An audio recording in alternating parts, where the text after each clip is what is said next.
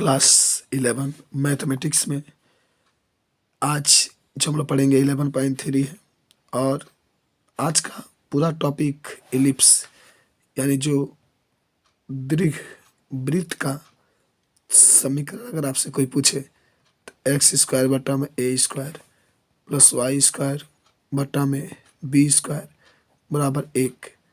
आज इसी पर समीकरण आपको बनाना है। आज क्वेश्चन नंबर 10 से हम लोग हल करेंगे। 10 नंबर क्वेश्चन हमारे पास है, शीर्ष दिया गया है और जो शीर्ष है उसका मान हमारे पास है +-5 और 0, और जो नाभिया है उसका मान आपके पास दिया गया है +-4 और 0। तो कह रहा है इसमें कि वृत्त का व्यापक समीकरण बताइए। पहले मैं बता दूं आपको, देखो यही आपका है एक्स अक्ष, ये वाई अक्ष, ये भी एक्स डैश अक्ष, वाई डैश अक्ष। तो x का मान यहाँ से x पर 5 है, इधर आपके -5 है, और इस तरीके से आपका ये दीर्घवृत्त खिंचाएगा। नाभिया यहाँ पर होती है। अच्छा, इसका अगर निर्देशांक ले तो 5 और 0 हो जाएगा। इसका ले, इसी को हम लोग कहते हैं शीर्ष। देख लो, इसको हम लोग कहते हैं शीर्ष। नाभिया यहाँ पर होती है, इसको हम लोग +-a और 0 लिखते हैं नाभिया शीर्ष को, और नाभिया यहाँ पर होती है जिसको c +-c और 0 लिखते हैं। तो अगर हमें ये पूछ रहा है कि दीर्घवृत्त का समीकरण बनाइए, तो हमको a तो मालूम है, शीर्ष यानी a का मान यहाँ पर अगर चाहे तो शीर्ष की जगह पर आप क्या लिखते हैं +-a × 0। तो हमें a तो मालूम हो चुका है 5 है। नाभिया जब लिखते हैं तो +-c और 0 लिखते हैं, तो c भी हमको मालूम है 4 है, लेकिन हमें b नहीं मालूम है।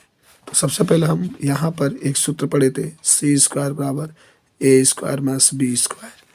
या c² = a तो आपको मालूम है सर जी 5 है, हमेशा यही बड़ा होता है 5 है। और b क्या है आपके पास, b तो नहीं मालूम है। c मालूम है आपका 4 है, और यहाँ पर 5 है, b नहीं मालूम है। तो 4 का वर्ग करेंगे 16, 5 का वर्ग करेंगे 25, b² वैसे ही रखेंगे। 16 - 25 बराबर -b², -9 बराबर -b², माइनस कैंसिल, स्क्वायर हटाएंगे तो 9 चला जाएगा। b यानी b बराबर आ जाएगा +-3। तो अब हमें पूछा गया है कि दीर्घ वृत्त का समीकरण बनाइए। तो जब हम दीर्घ वृत्त का समीकरण बनाएंगे तो क्या होगा यार, दीर्घ वृत्त का समीकरण होगा x² बटा में a², पहले सूत्र होता है y² बटा में b² बराबर 1। ठीक है, तो अब जहाँ x है तो वैसे ही रखेंगे, और जहाँ a है तो आप देखिए यहाँ पर a का मान आपके पास मौजूद है 5, तो यहाँ पर 5 रख देते हैं। 5 का स्क्वायर प्लस y² बटा में b का मान आया है 3, तो 3 का स्क्वायर = 1, या x² / 25 प्लस y² / 9 = 1। ठीक है ना। इस तरीके से आप वृत्त का जो समीकरण है उसको क्या कर सकते हैं, निकाल सकते हैं, और ये हमारी आंसर आ जाएगा। समझिए, खूब ध्यान से समझ लीजिए, चित्र को भी समझ लीजिए, और इसी चित्र के आधार पर आप चाहे तो लगा सकते हैं। चलिए अब आते हैं हम लोग प्रश्न नंबर 11। इसमें भी आपको दीर्घवृत्त बनाना है। शीर्ष आपके दिए गए हैं, जो शीर्ष दिखा रहा है, शीर्षों का मान जो दिया गया है वो आपका दिया गया है 0 और +-13 दिया गया है। और जो नाभिया है, अगर नाभिया की बात करें तो हमारा मान है 0 कमा करके +-5 है। ठीक है। अच्छा, अगर हम इसकी चित्र बनाएं तो ऐसे बनेगा, क्योंकि शीर्ष का मतलब होता है अब ये 0 ± b का मान हो जाएगा, क्योंकि पहला तो a का मान 0 है तो b का मान हो जाएगा, और ये तो आप जानते होंगे 0 और +-c, तो ये आपकी नाभिया है। तो अब जो चित्र बनेगा इस टाइप से बनेगा, ऐसे। यहाँ पर आपका जो मान दिया है 13 लिख लेंगे, b का मान है -13, तो चित्र जो आपका बनेगा इस टाइप से आपका बनेगा। और यहाँ नाभिया होगी, इसका मान तो दिया आपका 0 ±5। ठीक है, ऊपर प्लस होगा और नीचे अगर चाहते हैं तो 0 - 5 होगा। तो अब यहाँ से हमें क्या मालूम है, हमें तो सर मालूम है b का मान 13 दे दिया है, c का मान 5 दे दिया है, हमें a नहीं मालूम है। ठीक है, हमें a नहीं मालूम है। तो अब यहाँ से पुनः हम कोशिश करें निकालने के लिए, और निकालने के बाद हम मान अगर रख दें तो हमारा आंसर आ जाएगा। तो सूत्र हम लोग पढ़े होंगे कि अगर आप यहाँ से मान लीजिएगा कि बी आपका दिया है और ए आपको निकालना है, तो अब जो सूत्र आप यूज करेंगे उसका होगा सी का स्क्वायर बराबर बराबर बी का स्क्वायर माइनस ए का स्क्वायर। क्योंकि अब बी पर सी आ रहा है इसीलिए बी पहले। सी आपको मालूम है सर जी, सी आपको मालूम है 5 है तो 5 का स्क्वायर। बी आपको मालूम है 13, यहाँ पर 13 दिख रहे हैं, तो जब बी मालूम 13 है तो 13 का स्क्वायर कर देंगे यहाँ पर। ए नहीं मालूम आपको, ए वैसे ही रखेंगे, 5 का वर्ग 25 हो जाएगा, 13 का वर्ग 169 हो जाएगा माइनस ए स्क्वायर, और ये 25 माइनस 169 बराबर माइनस ए स्क्वायर। ये आपका minus 144 equal to minus A square, minus minus cancel, square हटाएंगे तो 144 हो जाएगा बराबर ए बराबर आपका आ जाएगा 12। ठीक है, अब बस दीर्घवृत्त का समीकरण आपको बताना है। दीर्घवृत्त का समीकरण आपसे पूछ रहा है तो कुछ नहीं करना यार, एक्स स्क्वायर लिख लो बट्टा में ए का मान था, ए स्क्वायर का मान था आपको मालूम है कि जो ए का मान है यार, ये आपने निकाला है 12, तो 12 के स्क्वायर कर देंगे तो 144, नीचे स्क्वायर है तो होता है और वाई स्क्वायर बराबर बी तो आपको मालूम है 13, देखिए बी तो आपको मालूम है 13 का वर्ग कर देंगे 169 बराबर 1, हमारी आंसर आ जाएगा। ठीक है, तो कोई दिक्कत आपका नहीं होना चाहिए। अब क्वेश्चन नंबर हमारे पास 12 है। नाभि आपका है प्लस माइनस 4 कमा करके 0, शीर्ष आपका है प्लस माइनस 6 कमा करके 0। तो इसका भी अगर आप चित्र बनाएंगे तो यहाँ पर एक्स अक्ष, यहाँ पर एक्स डैश अक्ष, यहाँ पर वाई एक्स का मान दिया है, देख रहे हैं ना ए का मान, तो यहाँ आपका हो जाएगा 4 कमा करके 0, यहाँ हो जाएगा देखो ना, पहले तो यही का मान है ना, यहाँ पर माइनस 4 कमा करके 0 और नहीं 6 रहेगा 6, क्योंकि शीर्ष है ना, शीर्ष अंतिम होता है, और यहाँ पर आपका जो नाभिया है वो आपका 4 और 0 है। तो इस तरीके से आपका शीर्ष होता हुआ जो दीर्घवृत्त बनेगा वो होगा। आप हमेशा एक बात जानते हैं कि यार इसको प्लस माइनस ए कमा करके 0 लिखते हैं, इसको प्लस माइनस सी कमा करके 0 लिखते हैं। यानी हमको ए मालूम है सर जी 4 है, सी मालूम है हमको, ए मालूम है आपको 6 है, सी मालूम है आपको 4 है। ठीक है ना, ये शीर्ष है ना, शीर्ष को ए लिख लो, सी लिख लो। चलो यहाँ से बी आप निकाल लीजिए और फिर आप वृत्त के समीकरण भर दीजिएगा। तो बी निकालने के लिए होता है सर जी सी स्क्वायर बराबर ए स्क्वायर माइनस बी स्क्वायर। अब ए पर दिया है ना, ए पर जब ये आ गया है सी तो ए ही लिखेंगे। सी का मान आपको मालूम है 4, 4 का स्क्वायर। अच्छा, सी का मान हमेशा ए और बी से कम होता है, समझिए ना, सी का मान हमेशा कम रहेगा। चलो, क्योंकि सी पहले आ जाता है ना। अब चलो, अब ए का मान देखो कितना है, 6 है सर जी, 6 का वर्ग माइनस बी का वर्ग, 4 का वर्ग 16 बराबर हो जाएगा 36 माइनस बी का वर्ग, ये 16 माइनस 36 बराबर माइनस बी स्क्वायर का वर्ग माइनस 20 बराबर माइनस बी स्क्वायर का वर्ग माइनस माइनस कैसे। एक काम करो, बी स्क्वायर का ही रहने दो, कलमी में मत एंट्री करो, क्योंकि जहाँ बी स्क्वायर होगा सीधे आप 20 रखिएगा, स्क्वायर करने की जरूरत नहीं होगी। चलो, तो बी स्क्वायर भी आपका निकल गया सर जी, ए का मान भी आपको मालूम है 6। तो अब यहाँ से आप दीर्घवृत्त का समीकरण निकाल सकते हैं। ठीक है, दीर्घवृत्त का समीकरण निकाल सकते हैं का एक्स स्क्वायर बटा में ए स्क्वायर प्लस वाई स्क्वायर बटा में बी स्क्वायर बराबर 1।